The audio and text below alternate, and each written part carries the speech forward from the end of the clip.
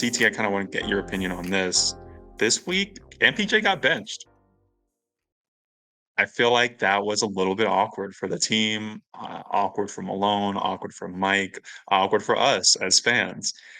What was your initial reaction when that happened? And do you feel like, especially having now watched the rest of the games this week, do you feel like it was significant in the medium or long term in terms of their relationship? Um, I'm actually glad you asked this question. And this is kind of a point that I figured out today, talking to you guys prior, that I think Malone should be a topic of discussion. He's been a topic of discussion throughout the fan base over the losing streak, and I think most of it's deserved. Um, I think in no way, shape, or form him benching MPJ at the end of the game is acceptable. I think that was a really bad move by him. Probably his worst move of the season, to be honest. You just can't be benching your third best player in a close game. Let's just period, unacceptable. I don't care how bad he is. You can't do it. And especially with the way Mike has been playing over the past, I don't know, 2 3 months, he's been consistent. I mean, his past 10 games, he's averaging like 18 points on like 44% from three on ultra efficiency. You just can't be benching a guy like that. Um, and the funny thing is too, like I was glad that he played Christian Brown, where he was benched for those couple games for no reason again. And it's like he plays Christian Brown, right, and then he benches MPJ, where it's like you could play Christian Brown finishing the game. I was totally open to that idea, but not at the expense of Michael Porter Jr. Like you can't be doing that. And I think it really goes to an overarching point with Malone that I've been thinking about over the past couple of weeks. It's pretty obvious too. Like I tweeted the other day when I was at the Knicks game, Christian Brown got back cut, and Malone went in a fit. He had like a rage timeout, and I don't know if he said anything to him, whatever. It's just that there's a different set of standards, and like this is not me criticizing Malone. My point about Malone, this may be a little long winded rant here. My opinion with Malone is that I believe he is the coach to win the Nuggets championship. I've maintained that throughout his tenure. Um, he has flaws like most coaches do.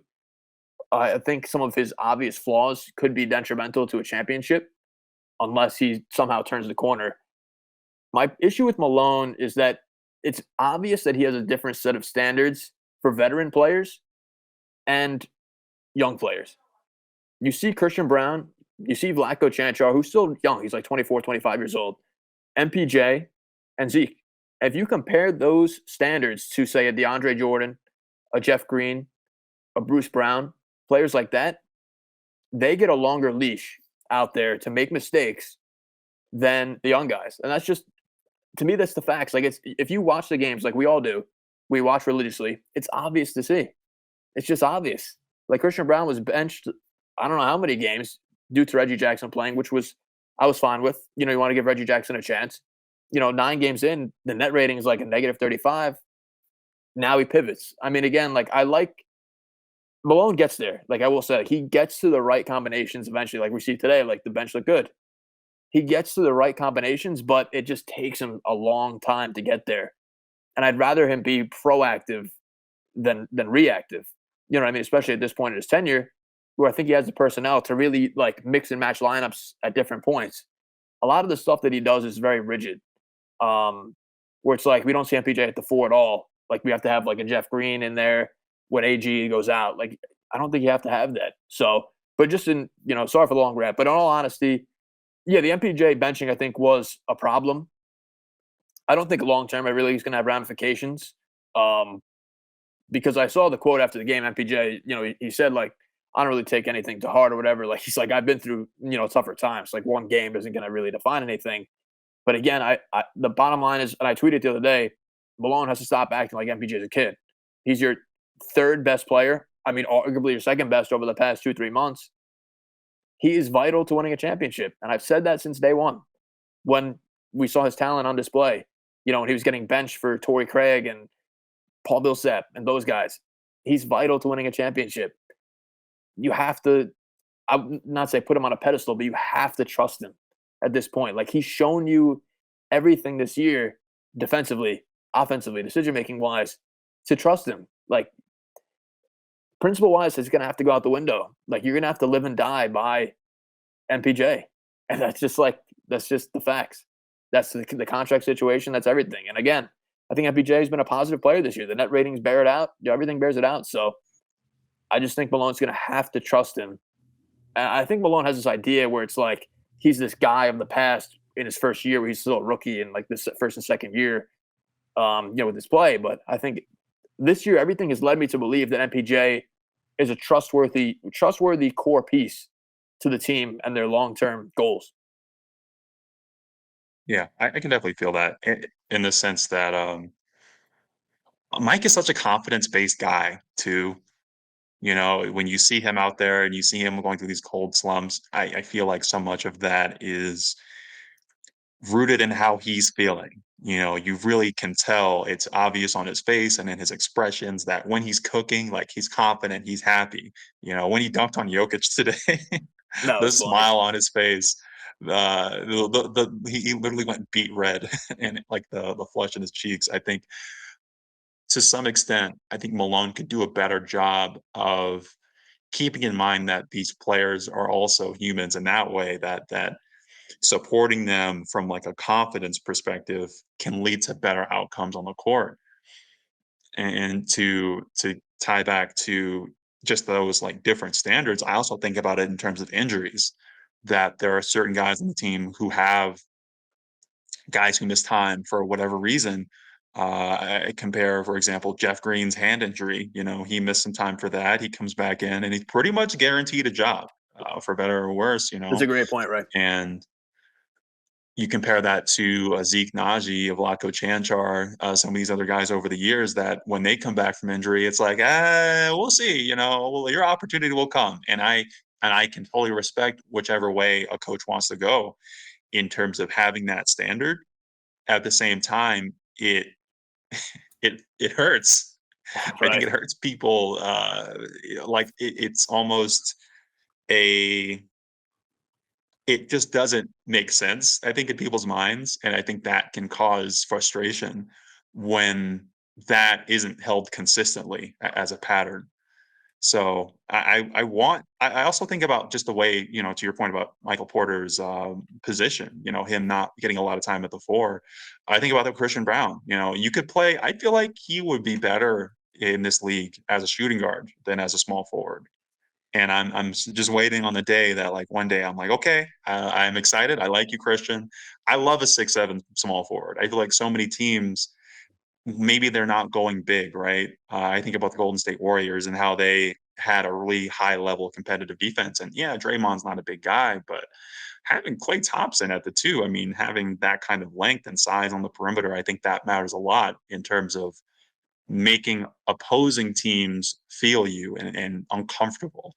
And I look at Bruce Brown as a guy who is often uncomfortable for a lot of those same reasons, that he's often being matched up with guys who are 6'7", 6'8", 6'9", and he's trying to get into the paint. He's trying to do his best. He's trying to, you know, draw that contact, but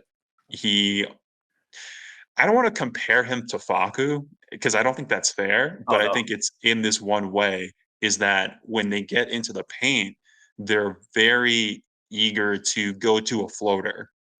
And I think that is something that is pretty detrimental to the team in terms of their personal confidence. You know, you don't build a lot of confidence taking floaters just because of the difficulty of the shot. Maybe you're Jokic and you can make them at 60%, 70% clips. But for most undersized players, it's a tough shot. And you miss a bunch of those, it kind of hurts your confidence. And I think that's affecting Bruce when he's shooting on the perimeter as well. And as we're kind of noticing, his 3-point percentage has dropped this month to like 20, sub 20 percentile. So I would like to see Bruce. You know, I want to see him play. I just want to see him play with a little bit more intention in terms of like creating contact and embracing that contact and not resorting to that. And I think some of that is how small they play as a perimeter unit. Well, I want to respond to what CT said about MPJ because I think that I appreciate how serious you think the situation is, because my thought in the moment was, wait, when is MPJ going to come back in? And then he did come in at the last second, which Right. actually kind of made me think it was worse, because that kind of takes Malone's out away from being like, I forgot about him. Because I know that's what some of the takes are, but it's like, then when Malone was asked about it after the game, it was like, at least he didn't throw him under the bus. He kind of saved him and said like the whole team was bad, but it also wasn't as good as like just owning it and being like, I effed up on that one. Because then the next thing I was looking for is like, how's MPJ going to handle this? And then he handled it like an absolute pro. So that made me think, whew, thank goodness, like this shouldn't be a problem. But this is a one-time thing, right? This is a one-off. Malone made a huge screw up. This can't happen again, because you do No. not want MPJ to sour on Malone. And if he sours on Malone, that's fixable from a like you can change the head coach standpoint, but you do not want him to sour on the Nuggets. And because these kind of players don't come around. Like I know that there's a lot of casual Nuggets fans that have had their problems with MPJ. I'm telling you guys, like, this is one of the best shooters in the history of the Nuggets franchise. Okay. We need this guy if we want to go to the mountaintop. We didn't have him last year. We saw what that looks like. It's not good. And CT is absolutely on the money here. You cannot bench your third best player, arguably your second best player. And hopefully Malone doesn't do this again. No, he can't do it again. Yeah, he can't. No, I think Peter and Ray both on the money with that. Yeah, you just can't, because I mean, like I said, he's a fixture to the team right now. You know what I mean? Like, he's an indispensable part of the team. You saw when he went out for those 11 games, Bruce Brown, KCP was like the perimeter, and it just wasn't. They were winning games because it was against a kind of an easier schedule. But with MPJ, he provides your best punch. Guys like him who shoot 40+% from three at 6'10", who could, to get it to the rim and rebound at the rate he does is a rarity.